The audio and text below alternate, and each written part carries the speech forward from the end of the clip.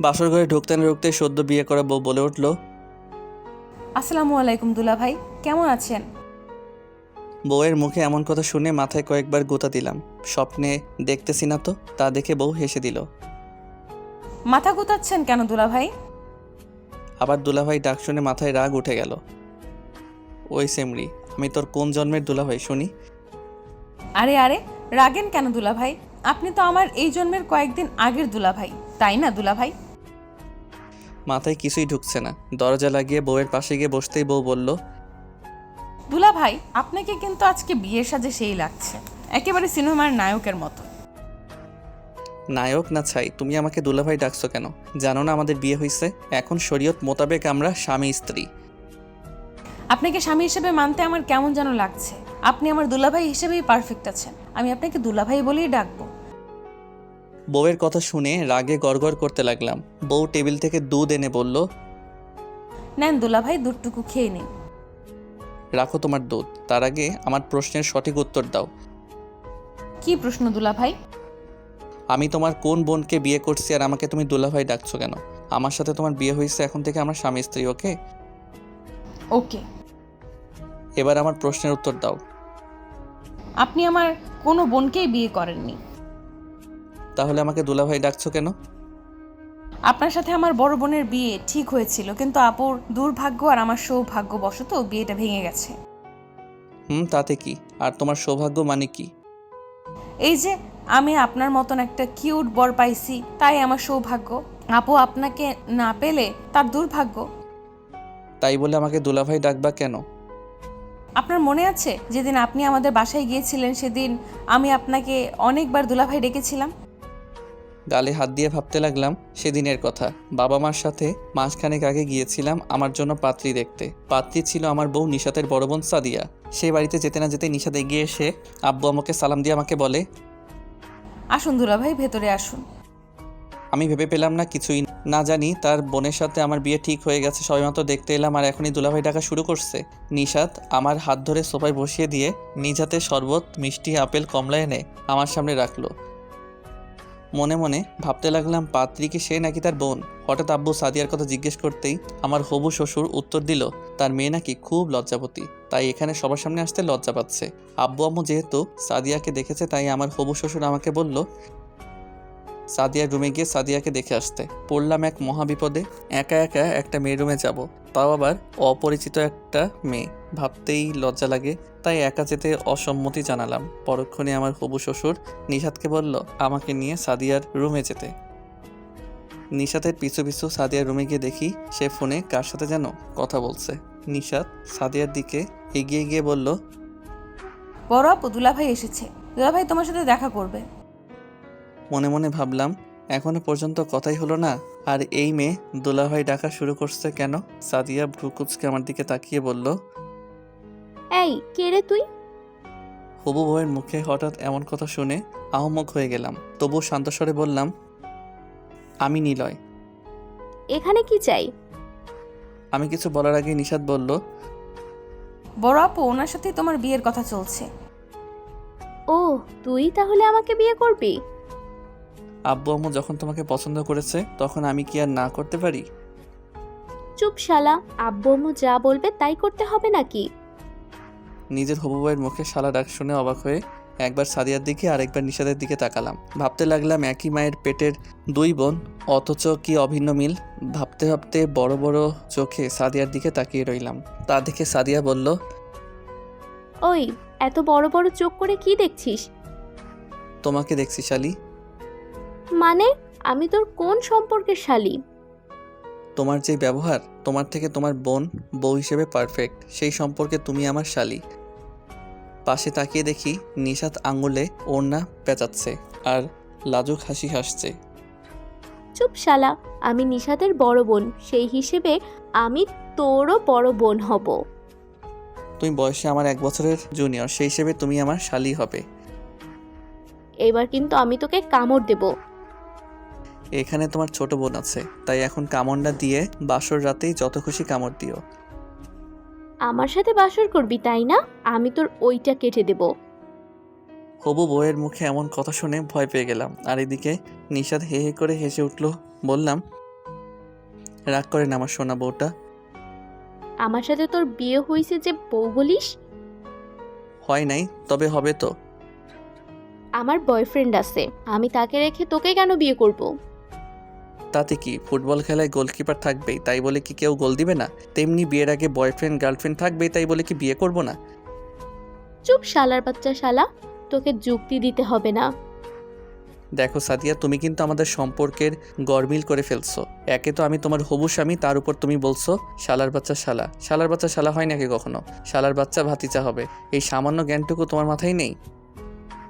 সাদিয়ার আগে কিটিবিটি করতে করতে বলল, তুই কি এখান থেকে যাবি নাকি আমার সাথে ঝগড়াই করবি? দেখো, স্বামী স্ত্রীর মাঝে ঝগড়া হয়েই থাকে, সবাই বিয়ের পরে ঝগড়া করে, আমরা না হয় বিয়ের আগে করে নিই, কেমন? মুহূর্তের মধ্যে একটা বিকট শব্দ হলো। তাকিয়ে দেখি সাদিয়া তার হাতের মোবাইল আছাড় দিয়ে ভেঙে ফেলেছে। সাদিয়া আমার দিকে রাগি চোখে তাকিয়ে বলল, তুই কি এখান থেকে যাবি? না গেলে কিন্তু আমি আমার হাত কেটে ফেলবো। তার কথা শুনে আমার হাসি পেল। বললাম, ওয়েট, আমি ফেসবুক লাইভে যেয়ে নেই, সবাই দেখুক আমার হবু বউ কেমন করে হাত কাটে। আমি কিন্তু সত্যি সত্যি হাত কাটবো। ওকে, সত্যি সত্যি কাটো, মিথ্যে মিথ্যে কাটলে তো সবাই আমাকে কমেন্ট বক্সে গালি দিবে, তাই না? সাদিয়া হঠাৎ তার বিছানায় তলায় কিছু একটা খুঁজতে শুরু করলো। নিশাদকে দেখি একবার আমার দিকে, আরেকবার সাদিয়ার দিকে তাকাচ্ছে শুধু। তাকে বললাম, তোমার বোন মনে হয় হাত কাটার জন্য ব্লেড খুঁজে পাচ্ছে না, তুমি একটু কষ্ট করে ব্লেড এনে দিতে পারবে? নিশাদ আমার দিকে হাসি দিয়ে বলল, পারবো দুলা ভাই। বলেই সে দৌড়ে চলে গেল। মনে মনে ভাবলাম, এরা কি একে অপরের বোন নাকি সতীন? নিশাদ মুহূর্তের মধ্যে দৌড়ে এসে আমার হাতে ব্লেড দিল। আমি মুচকি এসে সাদিয়ার দিকে ব্লেড এগিয়ে দিয়ে বললাম, তুমি তো ব্লেড খুঁজছিলে মনে হয়, এই নাও ব্লেড, এবার হাত কাটা শুরু করো। নিশাদ, তুমি অ্যাম্বুলেন্সকে ফোন করো আর আমি ফেসবুক লাইভ শুরু করি। আমার কথা শুনে মুহূর্তের মধ্যে সাদিয়ার মুখ ভয় চুপসে গেল। তা দেখে আমার বেশ মজাই লাগলো। তা দেখে বললাম, ভয় পেল নাকি আমার হবু বউটা? ভয় পাবো কেন? আমি তোর বউ না, আমার বয়ফ্রেন্ড আছে, আমি তাকেই বিয়ে করব। বয়ফ্রেন্ডের নাম্বারটা দাও তো, একটু কথা বলি। তোকে কেন নাম্বার দিব শালা? উপায়টা পেয়ে নিশাদকে জিজ্ঞেস করলাম নাম্বার আছে কিনা। নিশাদ সাথে সাথে বলল, ওই গাঁজাখোরের নাম্বার আমার কাছে আছে দুলা ভাই। গাঁজাখোর মানে? আরে ওই ব্যাটা সিগারেট খায়, আবার মাঝে মাঝে নাকি সিগারেটের ভেতর ভরে গাঁজাও খায়। ওই ব্যাটার থেকে আপনি কত কিউট আর হ্যান্ডসাম। এই জন্যই তো লোকে বলে, ছেলে যত বেশি গাঁজাখোর হবে মেয়েরা তত বেশি তার উপর আসক্ত হবে। সিরিয়াসলি দুলা ভাই? হুম। কই, আমি তো কখনো দেখলাম না। তোমাকে হয়তো গাঁজাখোর কেউ প্রপোজ করেনি তাই দেখোনি। গাঁজাখোর যদি প্রপোজ করতো রাজি না হয়ে পারতা না। কেন, ওদের কি যোগ্যতা আছে আমাকে প্রপোজ করার? কারণ গাঁজাখোরদের তেমন কোনো কাজ কাম নেই। গাঁজা খেয়ে কিছুক্ষণ পর মাথা ঠান্ডা করে তারা বিশেষ কৌশলে মেয়ে পটাতে পারে। মেয়ে পটাতে আবার মাথা ঠান্ডা হওয়া লাগে নাকি? আরে হ্যাঁ, মাথা গরম থাকলে মেয়ে পটানো যায় না। গরম মাথায় পোলাপাইন মেয়েদের সুন্দর সুন্দর কথা বলতে আর তাদের পেছনে ঘুরতে ঘুরতে ধৈর্য ধারণ করে টিকতে পারে না। তাই তো ঠান্ডা মাথার ছেলেরা মেয়ে পটানোর জন্য পারফেক্ট। আর তার মধ্যে হলো গাঁজাখোর, নেশাখোর ছেলেরা। নিশাদ আমার কথা শুনে অবাক হয়ে তাকিয়ে রইল, আর সাদিয়া শুধু রাগে ফুলছে। সাদিয়াকে বললাম, তোমার বয়ফ্রেন্ডকে যদি কোনো ইনফরমেশন পাঠাতে চাও তাহলে পাঠাতে পারো। বিয়ের পর কিন্তু এই সুযোগ আর পাবে না। বিয়ের পর ওর সাথে কোনো যোগাযোগ করতে পারবে না। চুপ শালা, তোকে আমি বিয়ে করলে তো? আমি আর দেরি না করে সাদিয়ার বয়ফ্রেন্ডকে কল দিলাম। ওপাশ থেকে কল রিসিভ করে বলল, কে? আমি আপনার এক্স দুলাভাই। মানে কি বলছেন আবোল তাবোল? আরে আবোল তাবোল না, আপনার গার্লফ্রেন্ড সাদিয়ার সাথে আমার বিয়ের কথা চলছে, তাই আজ থেকে সাদিয়ার সাথে আপনার রিলেশনের ব্রেকআপ। এখন থেকে সাদিয়া আপনার এক্স আর আমি আপনার এক্স দুলাভাই। ওপাশ থেকে কোনো আওয়াজ নেই। আমি আবার বললাম, আর শুনেন, সাদিয়া ব্লেড দিয়ে হাত কাটবে কিন্তু সাহস পাচ্ছে না, আপনি ওকে একটু সাহস সঞ্চয় করে দিবেন প্লিজ। ওপাশ থেকে কল কেটে দিল। সাদিয়াকে বললাম, তোমার বয়ফ্রেন্ড হাত কাটতে সাহস দিয়েছে, এবার হাত কাটো প্লিজ, আমি ফেসবুকে লাইভ করব। শালা মিথ্যুক, ও তোর কল কেটে দিছে। আরে কল কেটে দিছে মানে চুপ ছিল, আর চুপ থাকাই সম্মতির লক্ষণ। তুই এখান থেকে যাবি? আমি মুচকি এসে বললাম যাব। তার আগে একটা ভালো পরামর্শ দিয়ে যাই। যেহেতু ছেলেটি গাঁজাখোর, তাই ওর সাথে তোমার হলে এইচআইভি হওয়ার সম্ভাবনা আছে। তাই নিজেকে এইচআইভি থেকে বাঁচাতে আমাকেই বিয়ে করে নাও। আমার এইচআইভি হলে হবে, তবুও আমি তোর মতো শালাকে বিয়ে করব না। আমাকে বিয়ে করলে তোমার সমস্যা কি? আমি না হয় টোটো কোম্পানির ম্যানেজার, কিন্তু আমার বাবার তো অনেক টাকা, বাড়ি, গাড়ি আছে, যা তুমি, আমি আর আমাদের নাতি নাতনিও খেয়ে যেতে পারবে। তুই আসলেই একটা শালার বাচ্চা শালা। এখনো আমাদের বিয়ে হলো না আর তুই কি না নাতি নাতনি নিয়ে ভাবছিস? বলেই খাটের পাশে রাখা ফুলদানিটা আমার দিকে ছুঁড়ে মারল। ভাগ্যিস সময় মতন সরে গিয়েছিলাম, তাই শরীরে লাগেনি। এমন সময় আব্বা আম্মা আর আমার হবু শ্বশুর শাশুড়ি এসে রুমে উপস্থিত হলো। মনে মনে ভাবলাম, এই সাদিয়াকে বিয়ে করলে আমার জীবন তেজপাতা করে ফেলবে। শেষে নাতি নাতনি তো দূরের কথা, নিজের ছেলের মেয়ের মুখও দেখতে পারবো না। তাই সরাসরি হবু শ্বশুরকে বলে দিলাম, আমি আপনার দজ্জাল মেয়েকে বিয়ে করতে পারবো না। আমার মেয়ে দজ্জাল হতে যাবে কেন? কি করেছে আমার মেয়ে? সেটা আপনার ছোট মেয়ের কাছে থেকেই শুনে নেবেন। দেখো বাবা, আমার মনে হচ্ছে তোমার কোথাও ভুল হচ্ছে। আমার মেয়ে তো দেখতে মাশাআল্লাহ অনেক সুন্দরী, তাহলে বিয়ে করবে না কেন? আপনার মেয়ের চেহারা মাশাআল্লাহ হলে কি হবে, ব্যবহার তো নাউজুবিল্লাহ। ভাগ্যিস ছোটবেলায় ক্রিকেট খেলেছিলাম, তা না হলে তো এতক্ষণে আমি হাসপাতালেই থাকতাম। আমি আপনার মেয়েকে বিয়ে করতে পারবো না বলে রাগ দেখিয়ে একাই বাসায় চলে আসলাম। রাতে আব্বা বললেন আত্মীয়তা রক্ষার্থে সাদিয়ার ছোট বোনের সাথে নাকি আমার বিয়ে ঠিক করে এসেছে। দেশে কি আর মেয়ে নেই নাকি যে ওই বাড়ির মেয়েকে বিয়ে করতে হবে? আরে এই বিয়ে অনেক আগেই ঠিক করা ছিল, যা তোদের কাউকেই জানানো হয়নি আগে। আর সাদিয়া কোন নেশাখোর ছেলের পাল্লায় পরে তোকে বিয়ে করতে রাজি হয়নি? আমি ওই বাড়ির কোনো মেয়েকে বিয়ে করতে পারবো না। কেন? নিষাদ কি কম সুন্দরী নাকি? আর তোমার যে চালচলন, কোনো কাজকাম করো না, বসে বসে আমার টাকা খাও আর টু টু করে ঘুরে বেড়াও। কোন বেয়াইয়ের মেয়ে তোমার কাছে মেয়ে বিয়ে দিবে শুনি? সেদিন আর কিছুই বলতে পারলাম না। বিয়ের দিন যখন শ্বশুর বাড়িতে বসে আছি, তখন সাদিয়া এসে বলল, কি রে শালা, শেষ পর্যন্ত আমার বাড়িতেই বিয়ে করলি? এটা তোমার একা বাড়ি না, এই বাড়ির অর্ধেক আমার বউ পাবে কিন্তু। চুপ শালা, এখন আমি তোর বড় আপুই হই। তাতে কি? তাতে কি তাই না? এখন ছোট বোনের জামাই হিসেবে তোকে উত্তম মাধ্যম কেলানি দেওয়া যাবে। সাদিয়ার কথা শুনে চোখ কপালে উঠে গেল। এই নিয়ম আবার কবে হলো যে ছোট বোনের বরকে উত্তম মধ্যম দেওয়া যায়? কি দজ্জাল মেয়ে রে বাবা! ওর বোনকে বিয়ে করেছি তাই উত্তম মধ্যম দিবে বলছে। ভাগ্যিস ওরে বিয়ে করিনি, তাহলে তো ডাবল উত্তম মধ্যম দিত মনে হয়। ভয়ে গলা শুকিয়ে এলো। সাদিয়াকে এখন কিছু বলতেও পারবো না, কারণ শত হলেও আমার বউয়ের বড় বোন। কিছু বললে যদি উত্তম মধ্যম দেয় আর সাথে যদি নারী নির্যাতনের মামলা দিয়ে দেয়, তাহলে তো জেল জরিমানার সাথে মান সম্মানের 12টা বেজে যাবে। সেদিনই বুঝেছি, এই সোনার বাংলায় আমার মতন অসহায় পুরুষ সবসময় এমন মেয়েদের দ্বারা নির্যাতিত হয়। বিয়ে শেষে যখন বিদায় নিতে যাব, তখন বুদ্ধি করে সাদিয়াকে সালাম করতে গেলাম। তা দেখে সাদিয়ার মুখে কি সুন্দর হাসি। আমিও বুদ্ধি করে পা ধরে সালাম করার নাম করে পা ধরে টান দিয়ে ফেলে দিলাম। আত্মীয় স্বজন যতজন ছিল সবাই মিলে সেদিন 32টা দাঁত বের করে হে হে করে হেসে উঠছিল। আমিও হেসে বললাম, আপু মনে হয় আমার সালামের ভার নিতে পারেননি, তাই হয়তো পা পিছলে পড়ে গেছেন। বলেই সাদিয়ার দিকে তাকিয়ে চোখ টিপ মেরে চলে এসেছিলাম। আর সাদিয়া শুধু রাগে ফুঁসছিল। গাল থেকে হাত সরিয়ে পাশ ফিরে দেখি নিশাদ ঘুমিয়ে পড়েছে। আহা কি মায়াবতী লাগছে! এর জন্যই হুমায়ুন আহমেদ বলেছেন, ঘুমন্ত অবস্থায় যে মেয়েকে সুন্দরী দেখা যায় সেই মেয়েই প্রকৃত সুন্দরী। তার মানে সাদিয়ার থেকে নিশাদ বেশি সুন্দরী। সে ঘুমাচ্ছে, ঘুমাক। তার ঘুম ভাঙানোর আর চেষ্টা করলাম না। ঘুম থেকে জেগে আবার কখন আমাকে বেআই ডাকে তার খবর নাই। আমিও একপাশে শুয়ে পড়লাম। সকালে খাবার টেবিলে যখন সবাই উপস্থিত, তখন আমিও আসলাম। খাবার টেবিলে আসা মাত্রই নিশাদ বলে উঠল, এই তো আন্টি দুলাভাই চলে এসেছে, এখন খাওয়া শুরু করুন। নিশাতের মুখে এখানেও দুলাভাই ডাক শুনে দাঁত দিয়ে জিভ কেটে মাথায় হাত দিলাম। আব্বা আম্মা চোখ বড় বড় করে একবার আমার দিকে আর একবার নিশাতের দিকে তাকাচ্ছে। কোনো রকম চেয়ার টেনে টেবিলে বসলাম। নিশাতের দিকে চেয়ে দেখি ভয়ে ভয়ে চোখ মুখ শুকিয়ে গেছে। নতুন বউ, তার উপর আম্মার কড়া ধমক। পরিস্থিতি সামলাতে আমি বললাম, আরে রাতে ওর একটু জ্বর ছিল, জ্বরের ঘোরে কী সব উল্টাপাল্টাও বলছিল। এখনও মনে হয় জ্বরের ঘোরে আমাকে ভুলে দুলাভাই বলে ফেলছে। আমার কথা শুনে আম্মা তাড়াতাড়ি নিশাতের কপালে হাত দিল। তারপর আমি বললাম, এখন সেরে যেতে পারে, আর এত কিছু ঘেটে কি করবে? খাবার ঠান্ডা হয়ে যাচ্ছে, তাড়াতাড়ি খাবার দাও। সেদিনের মতন নিশাতকে আব্বা আম্মার কাছে থেকে বাঁচিয়ে দিয়েছিলাম। কয়েকদিন পরে গেলাম শ্বশুর বাড়িতে, সেখানে গিয়েও বাঁধলো এক কাণ্ড। আবার টেবিলে আসতে নিশাত আমাকে ডাকছে।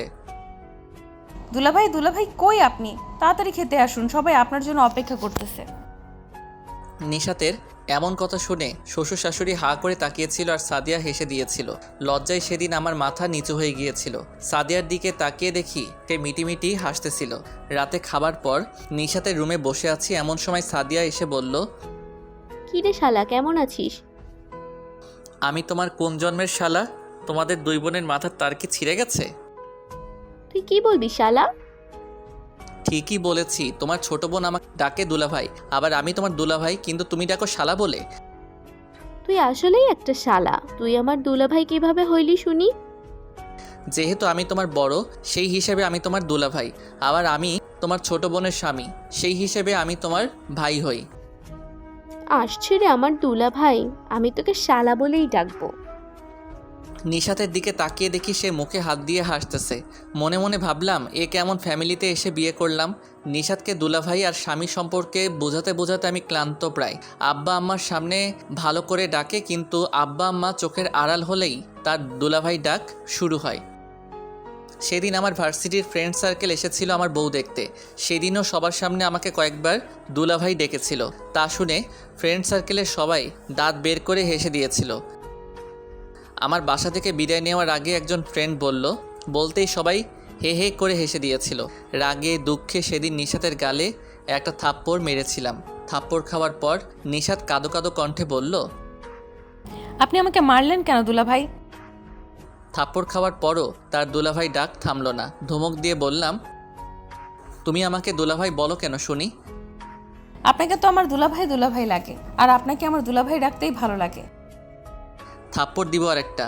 আমার সাথে তোমার বিয়ে হয়েছে, আমি তোমার স্বামী হই, বুঝছো? বুঝছি তো। তাহলে আমাকে ও গো কই গো হ্যাঁ গো না ডেকে দুলাভাই ডাকো কেন? সাদিয়া আপুই তো এটা আমাকে শিখিয়ে দিয়েছে।